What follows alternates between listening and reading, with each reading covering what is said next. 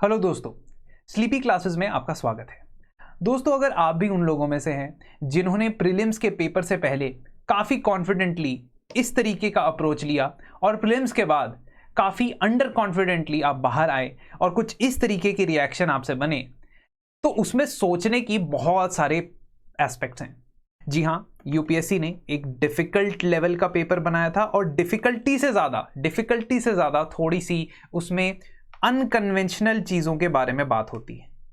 Unconventional knowledge check होती है जो कितनी रेलेवेंट है यूपीएससी के अंदर या ब्यूरोक्रेट्स के लिए, उनके लिए कितनी रेलेवेंट है या नहीं है। इसको लेके डिबेट जायज़ है, ज़रूरी है, होनी भी चाहिए।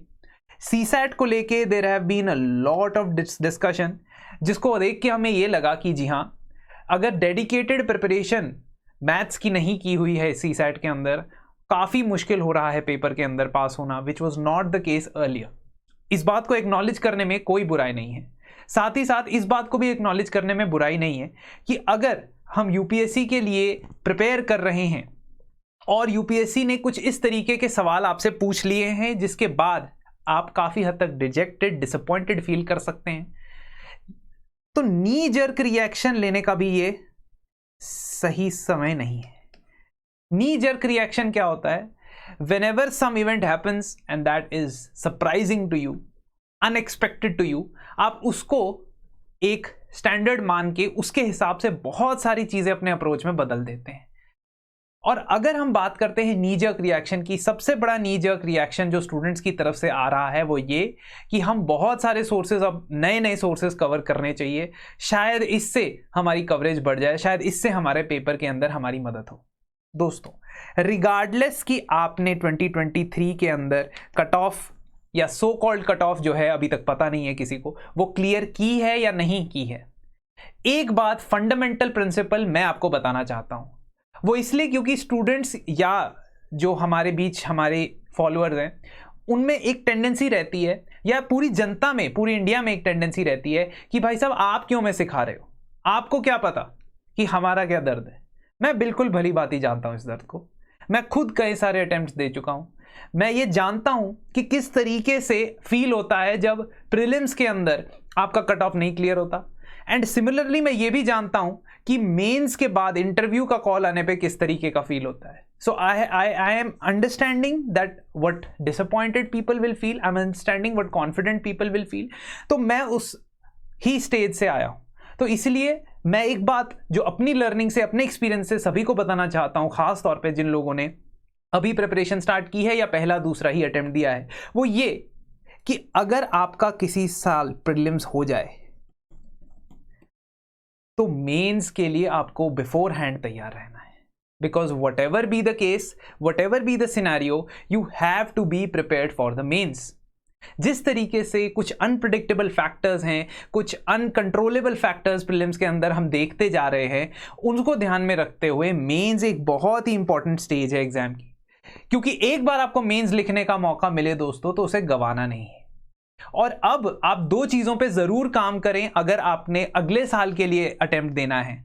वो ये कि सबसे पहले तो आप सीसैट की प्रैक्टिस करें, मैथ्स को इग्नोर ना करें, रीजनिंग को ना इग्नोर करें, और जिसके लिए जरूर हम कुछ इनिशिएटिव्स लेके आएंगे। That is a promise from our perspective. But one more important thing that is कि मेंस की तैयारी को आपने नहीं छोड़ना है। और मेंस की तैयारी के लिए आपके सबसे इंपॉर्टेंट टूल होता है आंसर राइटिंग। ठीक है, मैंने कई फ्री इनिशिएटिव्स हमारे मेंस के लिए यूट्यूब पे लिए हैं, जहां पे मैं बच्चों को बताता हूं कि बेसिक बिल्डिंग ब्लॉक्स क्या होते हैं आंसर राइटिंग के लिए, क्या चीज़ें ज़रूरी हैं कि आप एक स्किल डेवलप करें कि आपके मार्क्स इंटरव्यू कॉल के लिए आ जाएं और कंफर्टेबली आ जाएं, so that another uncontrollable factor जो इंटरव्यू होता है उसके मार्क्स भी मैटर ना करें। ठीक है, तो दो चीज़ें होती हैं इंटरव्यू और प्री, जो काफ़ी हद तक आपके कंट्रोल से बाहर जा सकता है। बट मेंस एक ऐसा एस्पेक्ट है जो आप कंट्रोल कर सकते हो। Mark my words, because I have been there, I have written the main thrice, और मुझे पता है कि I have written the mains twice, और मुझे पता है कि किस तरीके से आप इंप्रूव कर सकते हैं स्कोर्स को। तो एक बात याद रखनी है आपने कि आंसर राइटिंग के लिए एक बहुत ही जरूरी एलिमेंट होता है फीडबैक। और अगर दोस्तों वो फीडबैक आपको साथ में ही मिल जाए, मींस एक लाइव क्लास हो, इस लाइव क्लास के अंदर आपको क्वेश्चन दे दिया जाए और आपका टाइमर स्टार्ट कर दिया जाए और आपके टाइमर के अंदर अंदर आपने वो आंसर लिखा है, उस आंसर को का मॉडल आंसर आपसे सामने आपकी फैकल्टी डिस्कस करे, चाहे वो एनवायरनमेंट की फैकल्टी हो, इकोनॉमी की फैकल्टी हो, पॉलिटी की फैकल्टी हो, सामने आमने सामने आपसे डिस्कस करे और आप अपनी शीट भी रिव्यू करवा दें साथ में। ऐसा प्रोग्राम हमेशा से मिसिंग रहा है मेरी यूपीएससी जर्नी के अंदर और जो अब हम डिजाइन कर रहे हैं आप लोगों के लिए। तो subject wise scheduled live answer writing का बैच लेके आए हैं जहां 3499 में आप ज्वाइन कर सकते हैं रिगार्डलेस कि आपने प्री क्लियर किया नहीं किया, क्योंकि प्री की स्ट्रेटेजी डेफिनेटली हमने थोड़ी सी मोल्ड करनी है, सीसैट को लेके मोल्ड करना है, लेकिन मेंस को नहीं भूल सकते हैं आप।